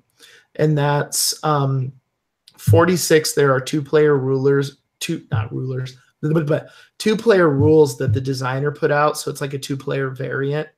I've heard people say that one's not bad.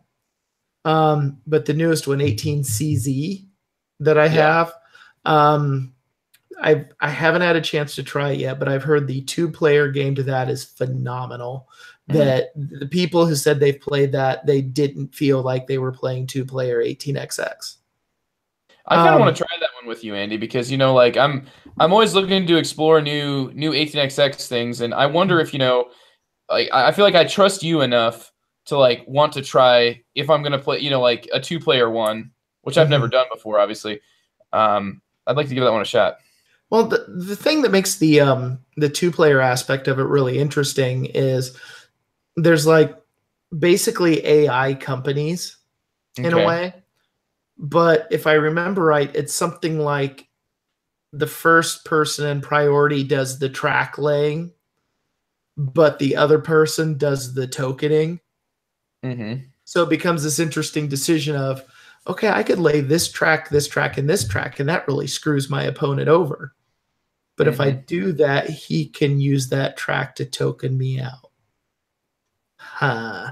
So it gives you some juicy decisions of basically it's how do you use the AI player to screw over the other person the greatest way that doesn't result in you getting screwed over yourself. Interesting.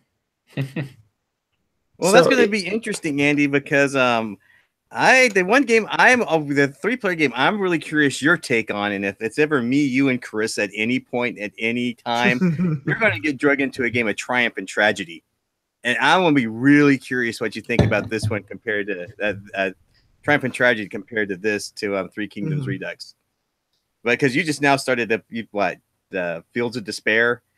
With the I got it. I've been reading the rules. I haven't tried it yet, though. And yeah, it's like every time I get a game of Triumph and Tragedy, I'm like, "Oh God, I wonder what Andy would think of this one." I would love to sit across the table with you at this game, because I know you have a soft spot for Three Kingdoms Redux and 3-player games. Looking for good 3-player games. I'm imagining I would probably enjoy it. Like I think I've become better or more used to randomness and such in the outcomes of things, especially war games that makes sense to me to do that. Weirdly enough, I think that's one of the things I disliked more about Sekigahara was the deterministic combat, which is weird because I would not have said that a year ago. I really like Sekigahara though. That's where. Oh no, that is totally up your alley, man. I liked it. I mean, it was long, but it was and it was like. It was very much, there wasn't, I want to say, for how long it was and how interesting it was, there wasn't really that many pieces to the entirety of the game. That's what was kind of strange about it. It's like, that there wasn't really that much to it. Why does it take so long? I still don't really know or understand myself why exactly that is. I think it's just, everything that you do just kind of seems to be like a bit of a, multi-step process. So, but I like that one. And we have kind of gotten a little derailed. Now I'd like to get back on. I do like Three Kingdoms Redux quite a bit. Andy, you're the one who recommended it. I got a copy. We played a few games. It's a great 3-player game. It's fantastic. I mean, it's funny because I went from like having no 3-player games at all to like 3 really good ones. I don't know where to rate them in any particular order. It's like crap. I went from 0 to 3 3-player games, right? So in Three Kingdoms, like the thing I just love is just that bidding. Like, I mean, the game could take a good 3.5 hours. I have never felt like this game was long because the whole time I'm sitting there just staring at the board going, don't go there, don't go there, don't go there, don't go there. Oh, crap. And the artwork is fantastic on the thing. It's beautiful. I like that. The funny story I have about this one is that I wanted to make the combat in this game way more complicated than it ended up being, because I was like, it should be this, and then like I was playing with Mike. He's like, no, I just think it's this simple thing. We're like, oh crap, it is. Well, there we go for overthinking this thing. Let's try it that way, and it worked perfectly fine, and I like it. It's got some, and it's got like these different areas. Like you got to feed your people, you got to get the granaries going. There's different victory conditions you can go for. It's a pretty open-ended 3-player game. It's a really impressive, and considering it was like this publisher's first game, their first design. Holy cow! They just knocked it out of the park on the first hit on this thing. Yeah, and I would have not even looked at it at all if it wasn't for you, Andy. I'm here to tell you, I would have totally written that thing off. I'm like, I got church here. What the hell do I care? I don't know. Andy seems to like this one. Okay, we'll give it a shot. Oh, this is really good. I like it. But Andy was just chasing after. He was chasing the dragon. He was really wanting to find an Asian. You're really interested in Asian culture, particularly this part of Chinese history, because I like some of my earliest strategy video games were Romance of the Three Kingdoms games, and I loved those as a kid. And I remember you got Zangwo, and there's nothing, nothing really wrong with Zangwo, but Zangwo feels more like a Feld game. There's really, thematically, that game has almost nothing to offer. It's like really loose thematically. It's a good game, but yeah, he has a really loose theme on that thing. It's very much more mechanical. And so then he got this Three Kingdoms Redux, and this was like right in the wake of Zangwo. So I was just kind of like, all right, Andy's got another Asian game. We'll see. We'll see. I was like, holy crap. Whoa. Yeah. This is something special. Like from the very first game. No, like Andy said, using the word perfect, usually I would go, it makes me. No, I really do think that if you can get over that 3 players, there's just technically it is a masterpiece. And even I don't know. I know with the capstone version, if you have any interest in this history, that capstone version of the game has a booklet that just tells you what everything that happened, what every card means, and you can get that just came like with the original one, but you had to like order it specifically from the publishers. Like I don't have that booklet, but I kind of know most of that history anyway. So it fills in. If you know anything about the history and want to learn about it, this game it's great for that. I mean, I spent most of the time reading that stupid book, going, "Oh, that's really cool. I didn't know about this. Yeah. Oh, wow, this was a mess. Who knew that? This holy moly, this is really good." It's really got the historical backdrop too, but the gameplay is just absolute rock solid. Yeah, I mean that's what you said. It's kind of open in the sense there's a lot you can do. And that's also to add that every general you recruit has a unique ability that is not duplicated. There are no duplicate unique abilities. I've looked. And yet somehow this thing is all balanced to perfection. Like there's nothing that feels overpowered. There are huge elements of balance in this game. Like just the way that the different players start with different amounts of generals, I mean, there is a huge overarching amount of balance. And then every little bit has also been absolutely had all the, the design from a macro and a micro phenomenal. Yep. Well, Andy, I love the way that your list kind of finished in a place where I could really meet you there and share your enthusiasm, and really like everything else for the most part, I really understand it. I was surprised that Wildcatters was so high up because I knew that was a really recent one. So I didn't know that you were that excited about it. I was also kind of surprised to see that Splatter only had the 1 appearance, but everything that you put on this list is really, I see your enthusiasm for it. Playing with you, I can definitely see that as a continuation. Now, I did expect to see at least something from GMT. Without counting 1846, I don't think I got it. There was a single GMT on here, but maybe that was a reaction to TC just being all GMT. all time. I definitely made up for it. I definitely made up for it. I honestly would suspect that a year from now there probably would be a war game or 2 on the list, but that's still an area where I'm just kind of getting my feet wet yet, so I haven't played any of them enough to really know where I would put them. Not like coin or anything? Huh? No, I haven't even explored them enough to really know exactly where I enjoy them. Don't get me wrong. I've had real good times with them, but I don't. They're not economic games so much. Right. I can definitely see like this is your wheelhouse is the economic game. Yeah, in the war games, I'm enjoying quite a bit, but I still haven't. I've been in the economic game world a lot more than I've been in the war game world. I guess that's the way to put it. And so I would expect over time. I don't know if I would see equal amounts of war games, but I would expect to see 1 or 2 on my top 10 creeping in here in the next year or 2. If I had to predict, I was going to say next year I think we'll see at least 1 war game enter into Andy's top 10. One just straight up war game of some sort. So we'll see. That's what I'm here for. I'll keep pushing him his way. Try this one. Try this one. Okay, try this one. Well, thank you so much for sharing that, Andy. Great list. Excellent to hear from you. And I'm happy to hear, that there is so many things that we can still share, as well as some new things, that I'm looking forward to trying out because of what you said about them just now. Wildcatters being primarily the one that I'm referring to. So I'll bring it on Sunday. Clay Cleary's doing it. Clay is doing a great job with Capstone because, I think that's the, considering that he's put out like a total of like 7 or 8 games total, maybe I'm underestimating, but 3 of your top 10 were Capstone games, showing up more than any other publisher on your list. Well, now there's been a bunch of people on Twitter like basically poking him, being like, Clay, you need to this should be reprinted. I'm surprised. If I'm you're gonna surprised have the somebody reprint it, Hollandspiel it should be wasn't on him. here. I really thought a Hollandspiel game would be on this list. I haven't. It's one of those like I haven't quite played them enough. I've thoroughly enjoyed everyone I've played, but I haven't quite got enough experience enough to know where I want to put them. Mm-hmm. Yeah, I think maybe 4X would make it. That would be the one that I thought, like if any of them, I thought it would be 4X. Yeah, But if any 4X would be in my top 20 for sure. I was just say, yeah, probably. So about between 11 and 20 for sure. Yeah. Yep. Definitely.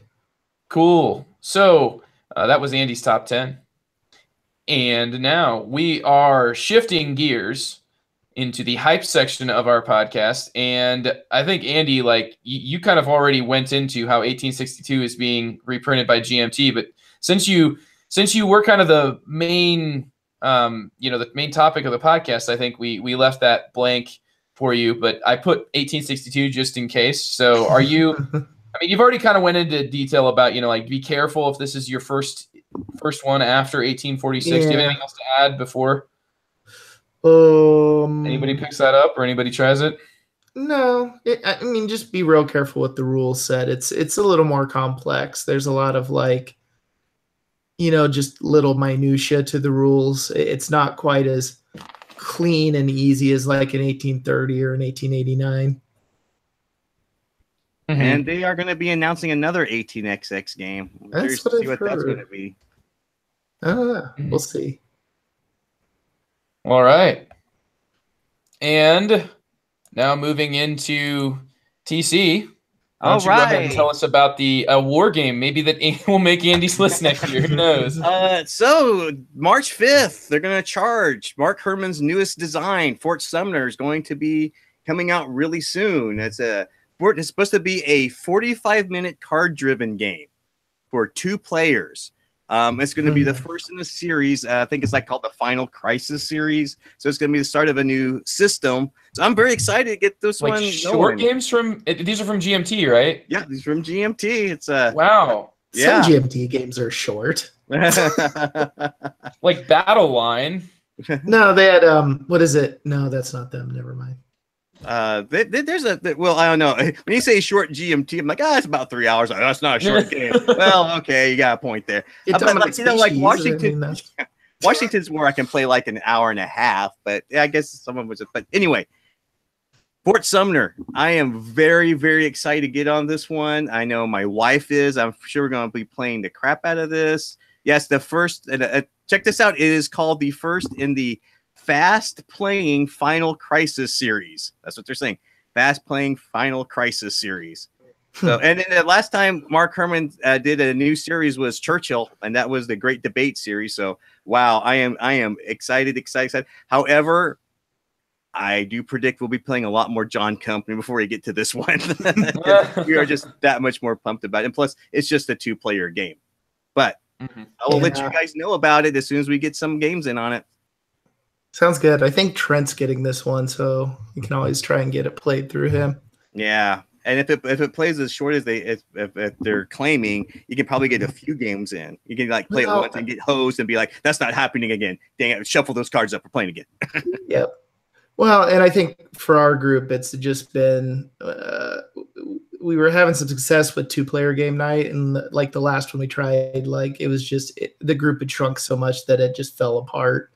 For 2-player games. So I don't know. We're getting bigger, so maybe another 2-player game night can happen. We can actually get some more of these war games played for people who are interested. I think we certainly will get there for sure. And I'm also extremely anticipating Ancient Civilizations of the Inner Sea. I think that's charging this summer. That's one that I keep teetering back and forth on the P500 for. Hey, Andy, look all these cool ones. Push. Yeah. No, that one I really want to P500, but I'm still holding my basically because it's just a click away, Andy. It's a click away. You can do it. I know you can hit that button. I know you can do it. if it wasn't for another game coming out in the summer already, it would be done. But there's another one I'm more insane for. So okay, I gotta know what this is. It's by Compass Stellar Horizons. Oh, that does look good. Okay. I'll just torment you on the screen here when I get my copy. Well, when the guy does the selling point, it's a space program in a box, and I used to design scenarios for World in Flames. I'm like, what? Sold. What about you, Joe? What's your hype? Well, for me, my hype is like I do this a lot where I'm like, I never feel like I can really, yeah, exactly, World in Flames. I can never really just do a straight up hype. I feel like I'm always like, well, here's a game and it's coming up, and I almost feel like I choose the game that I'm torn about. I'm talking about Thunderstone Quest. Now, Thunderstone is a deck builder that is like kind of Dominion. It's still competitive. Very similar to Dominion, only you are kind of, the rewards in the game are somewhat randomly determined because you're going to be fighting like a deck dungeon sort of deck. But here's the thing, though. Thunderstone Quest had enough elements to it that seemed to me that were new and different because I was not a huge fan of Thunderstone itself. I thought it was just kind of like, why wouldn't I just play Dominion? Which I think the ultimate, like Andy was saying, the ultimate old man, like, I'm going to compare it to Dominion. Why wouldn't I just play Dominion? And so what Thunderstone Quest looks to do, though, is to make it a little bit more like sort of campaign-oriented. Now, I almost feel like I've set this game up for failure in my own head because I've played the excellent Aeon's End, phenomenal Aeon's End, and I mean, so many like excellent, great co-op story-driven games, and Thunderstone Quest is not cooperative. It still maintains like the competitive aspect. I'm just kind of like wondering, if I'm going to be actually interested enough in it to really to really find it as something I want to keep around, because it really, like, there's just so many great deck builders out there, so many recent ones that have done things so differently and really turned the genre on its head, that I wonder if Thunderstone isn't just going to be like, if you like Thunderstone, check this one out, or for the people who need comfort.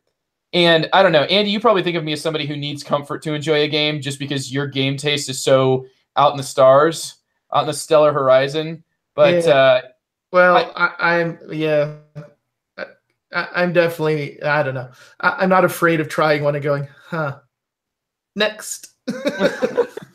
Well, this one to me is, I'm really curious if I don't end up feeling that specific thought there, Andy, that like I'll try this and be like, meh, just no reason to exist. So yeah. Anyway, that's my hype, and that's what's going to close out this episode of The Good, the Bored, and the Ugly. Thank you so much, Andy, for providing our main event, the main dish.